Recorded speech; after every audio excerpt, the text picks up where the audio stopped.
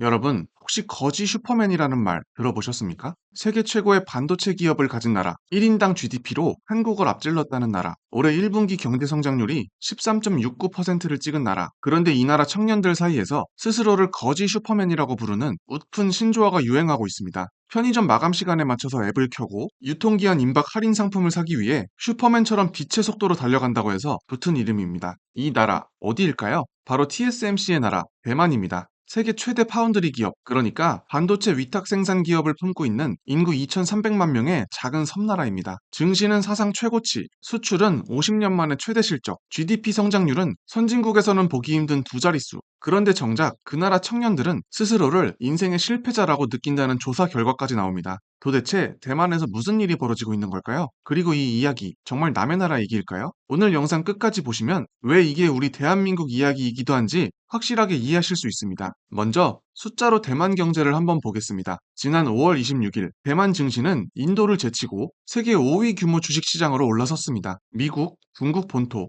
일본, 홍콩 다음입니다. 대만 증시는 올해 들어서만 약 50% 가까이 상승했습니다. 이 상승을 이끈 게 바로 TSMC입니다. TSMC 한 종목의 시가총액이 대만 전체 증시 시가총액의 40%가 넘습니다. 게다가 대만 상장사의 70% 이상이 반도체 관련 기업입니다. 그러니까 대만 가권 지수는 사실상 TSMC 지수라고 불러도 무방할 정도입니다. 실물 경제 지표도 화려합니다. 올해 1분기 대만 경제 성장률은 전년 동기 대비 13.69%를 기록했습니다. 대만 통계 당국은 올해 GDP 증가율 전망치를 기존 7.71%에서 9.64%로 무려 1.93%포인트나 상향 조정했습니다. 1인당 GDP 전망치도 44,000달러에서 45,610달러, 우리 돈으로 약 7,113만 원까지 올려잡았습니다. 수출 전망치는 연간 39.77% 성장한 약 9천억 달러로 50년 만에 최고치를 갈아치울 것으로 예상됩니다. 여기에 1인당 GDP가 한국을 추월했다는 평가까지 나오면서 대만은 그야말로 AI 시대 최대 수혜국이라는 타이틀을 거머쥐게 됩니다.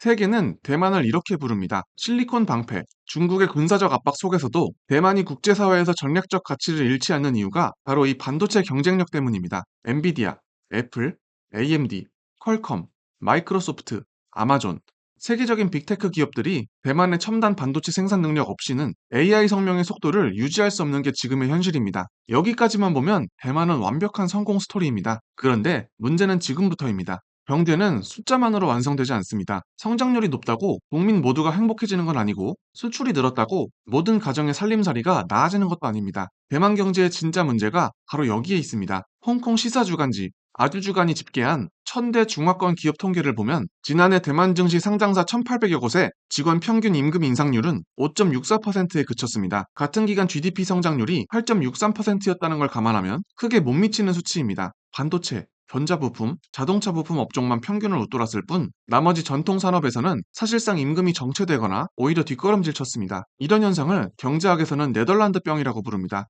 특정 산업이 급성장하면서 오히려 다른 산업의 경쟁력을 약화시키고 경제 전반의 균형 발전을 저해하는 현상입니다. 대만 사회 안에서도 지금의 경제가 이 네덜란드병에 빠지고 있는 게 아니냐는 우려가 나오고 있습니다.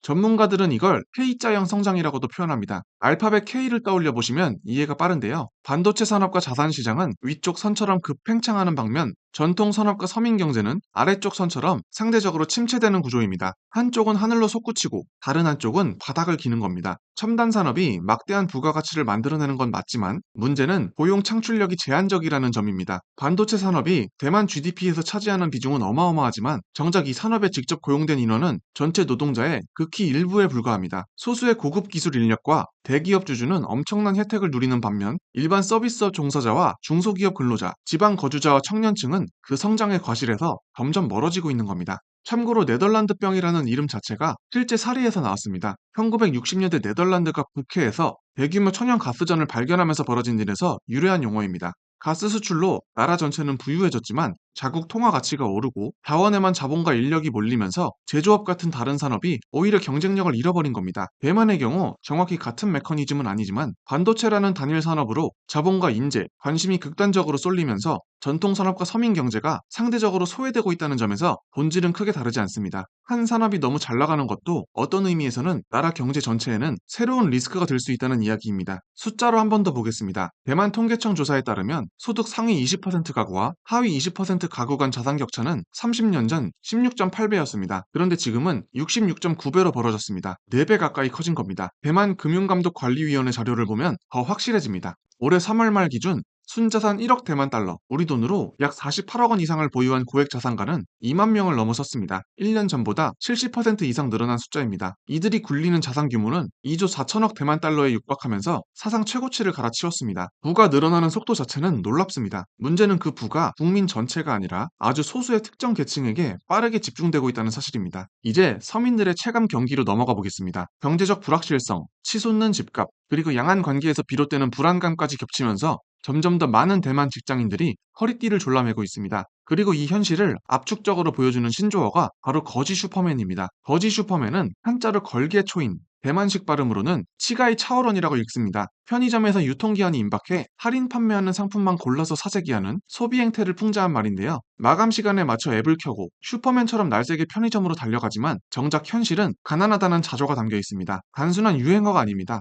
AI 반도체 강국이라는 화려한 국가 브랜드 아래에서 실제로는 얼마나 많은 국민이 팍팍한 생활을 버티고 있는지를 보여주는 사회적 은유인 겁니다. 특히 청년층의 좌절이 큽니다. 반도체 산업은 세계 최고 수준으로 성장했지만 비반도체 분야의 임금은 여전히 낮습니다. 대졸 초임으로는 타이베이, 신베이 같은 대도시권의 높은 집값과 월세를 감당하기 턱없이 부족합니다. 월급의 상당 부분을 월세로 쓰고 나면 저축은커녕 결혼과 출산, 내 집 마련은 먼 나라 이야기가 됩니다. 대만 청년들이 스스로를 인생의 실패자라고 느낀다는 조사 결과가 나온 이유입니다. 국가 경제의 성공이 개인의 희망으로 번역되지 못하고 있는 겁니다. 대만의 집값 문제는 더 구체적으로 들여다보면 심각성이 더 크게 다가옵니다. 수도 타이베이의 중위소득 대비 주택가격 비율은 아시아에서도 손에 꼽히게 높은 수준으로 평가받습니다. 쉽게 말해 평범한 직장인이 월급을 한 푼도 안 쓰고 몇십 년을 모아야 겨우 집 한 채를 살 수 있다는 뜻입니다. 청년들이 정상적인 임금만으로 주택을 구입하기 사실상 불가능한 구조인 겁니다. 주거비가 이렇게 높아지면 자연스럽게 결혼은 늦어지고 출산은 줄어들 수밖에 없습니다. 이게 초저출산으로도 이어집니다. 대만의 초저출산은 단순히 가치관이 바뀌어서 생긴 문제가 아닙니다. 낮은 임금, 높은 집값, 불안정한 미래, 여기에 과도한 노동시간까지 복합적으로 작용한 결과입니다. 경제는 성장하는데 정작 아이를 낳지 못하는 사회라면 그 성장을 지속 가능한 성장이라고 부르기는 어렵습니다.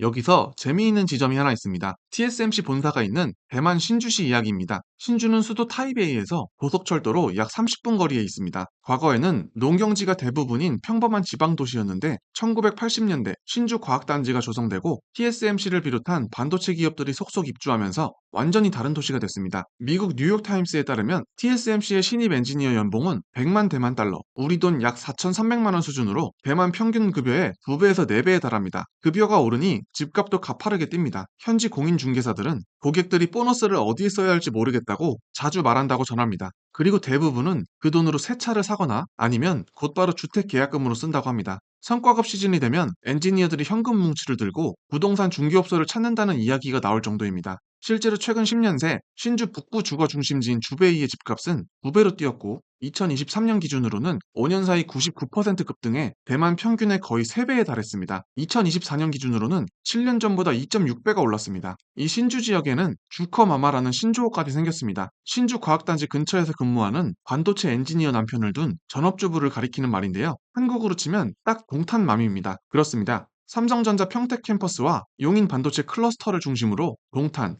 수지, 분당, 광교 같은 지역의 주거 선호도가 치솟는 우리나라 모습과 정확히 겹칩니다. 반도체 산업 하나가 도시 하나의 경제, 부동산, 심지어 생활 문화까지 통째로 바꿔놓는 현상이 대만과 한국에서 동시에 일어나고 있는 겁니다.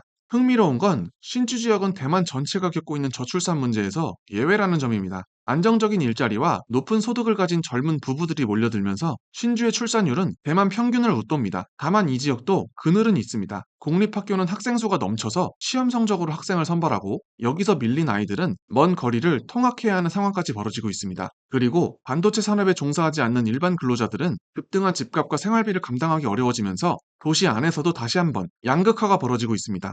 신주 사례가 흥미로운 이유는 하나의 도시 안에서도 대만 경제 전체의 축소판이 그대로 재현되고 있기 때문입니다. 반도체 산업 종사자들에게는 신주가 기회의 땅이지만 같은 도시에 살면서도 반도체와 무관한 업종에 종사하는 주민들에게는 오히려 삶이 팍팍해지는 공간이 되고 있는 겁니다. 도시 하나를 놓고 봐도 K자형 양극화가 그대로 나타나고 있는 셈입니다. 뉴욕타임즈는 이 지점에서 아주 날카로운 진단을 내놓습니다. 대만 경제 성장의 과실이 TSMC 주주와 고소득 반도체 종사자들에게 집중되고 있고 일반 근로자의 임금 상승은 이를 따라가지 못하고 있다는 겁니다. 그리고 여기에 한국도 예외가 아니라고 콕 집었습니다. 삼성전자와 SK하이닉스가 사상 최대 실적을 거두는 동안 다른 산업은 부진을 겪으며 한국 역시 K자형 양극화가 심화되고 있다는 분석입니다. 여기서 잠깐 이 흐름을 시장 관점에서도 한번 짚고 넘어가겠습니다. 대만 가권 지수가 사실상 TSMC 한 종목에 좌우된다는 건 거꾸로 말하면 그만큼 지수 전체의 변동성도 커진다는 뜻입니다. TSMC 주가가 조정을 받으면 대만 증시 전체가 흔들리고 반대로 TSMC가 실적 서프라이즈를 내면 지수 전체가 뜁니다. 소수 대형주에 의존하는 시장 구조는 상승장에서는 화려하지만 하락장에서는 그만큼 충격도 집중된다는 걸 투자자라면 반드시 기억해둘 필요가 있습니다. 이건 비단 대만만의 이야기가 아닙니다. 삼성전자와 SK하이닉스 두 종목이 코스피 시가총액의 상당 부분을 차지하는 한국 증시도 정도의 차이만 있을 뿐 같은 구조적 리스크를 안고 있습니다. 대한민국이 대만을 눈여겨봐야 하는 이유가 바로 여기에 있습니다. 우리도 반도체와 AI 산업에 국가의 미래를 걸고 있는 나라입니다. 삼성전자와 SK하이닉스는 세계 메모리 반도체 시장의 핵심 기업이고 AI 서버와 데이터 센터 수요가 커질수록 한국 반도체의 전략적 가치는 더 커질 겁니다. 그런데 우리도 대만과 똑같은 질문을 피할 수 없습니다. 반도체 기업이 돈을 많이 벌면 국민 모두가 잘 살게 될까요? 주가가 오르면 청년의 월세 부담이 줄어들까요? 수출이 늘면 지방의 일자리가 살아날까요? 대기업 이익이 커지면 중소기업 근로자의 임금도 함께 오를까요? 결론부터 말씀드리면 이건 절대 자동으로 이루어지지 않습니다. 성장의 과실은 제도와 정책, 산업 생태계와 사회적 합의가 뒷받침돼야 넓게 퍼집니다. 반도체 대기업 몇 곳이 사상 최대 이익을 내더라도 그 부가 중소기업과 지역경제, 서비스업, 청년고용, 주거 안정으로 연결되지 않으면 국민은 그 호황을 전혀 체감하지 못합니다. 반도체 강국이 되는 것과 국민 다수가 잘 사는 나라가 되는 것, 이 둘은 절대 같은 말이 아니라는 걸 대만의 사례가 냉정하게 보여주고 있습니다. 공자는 이렇게 말했습니다. 백성은 부족함보다 고르지 못함을 걱정한다. 맹자는 항산이 있어야 항심이 있다고 했습니다. 일정한 생업과 생활 기반이 있어야 사람의 마음도 안정이 된다는 뜻입니다. AI 시대에도 이 오래된 지혜는 조금도 낡지 않았습니다. 국민이 안정된 소득과 주거, 건강한 노동 환경과 미래에 대한 희망을 갖지 못한다면 GDP가 아무리 높아져도 그 나라를 좋은 나라라고 말하기는 어렵습니다. 대만은 지금 AI 시대의 가장 화려한 성공 사례이면서 동시에 가장 깊은 경고 사례입니다. 반도체는 국가를 부유하게 만들 수 있습니다. 하지만 국민을 부유하게 만들려면 그것만으로는 부족합니다. 더 넓은 산업 생태계, 더 공정한 분배 구조, 더 안정된 주거 정책, 더 많은 양질의 일자리, 더 균형 잡힌 지역 발전이 함께 필요합니다. 반도체는 출발점이지 종착점이 아닙니다. TSMC의 영광만 볼 게 아니라 거지 슈퍼맨이라는 청년들의 자조도 함께 봐야 합니다. 사상 최고 성장률만 볼 게 아니라 세계 최저 수준의 출산율도 함께 봐야 합니다. 증시의 환호성만 들을 게 아니라 월세와 생활비에 짓눌린 청년들의 한숨도 함께 들어야 합니다. 세계 최고의 기업을 가진 나라가 세계에서 가장 불안한 청년을 만드는 나라가 되어서는 안 됩니다. 대한민국은 지금 대만이라는 거울 앞에서 스스로에게 물어야 합니다. 우리는 AI 반도체로 누구를 부자로 만들 것인가? 소수의 기업인가? 아니면 국민 전체인가? 이 질문에 대한 답이 앞으로 10년 대한민국 경제의 운명을 가를 겁니다. 삼성전자와 SK하이닉스가 한국 경제의 버팀목이 되는 건 분명 축복입니다. 하지만 그 성과가 국민의 삶으로 확산되지 못한다면 한국 역시 대만식 양극화의 길을 그대로 따라갈 수 있습니다. 오늘 영상 어떻게 보셨습니까? 여러분은 이 질문에 어떤 답을 내리시겠습니까? 댓글로 여러분의 생각 남겨주시고 이 영상이 도움되셨다면 구독과 좋아요 부탁드립니다. 다음 영상에서 뵙겠습니다.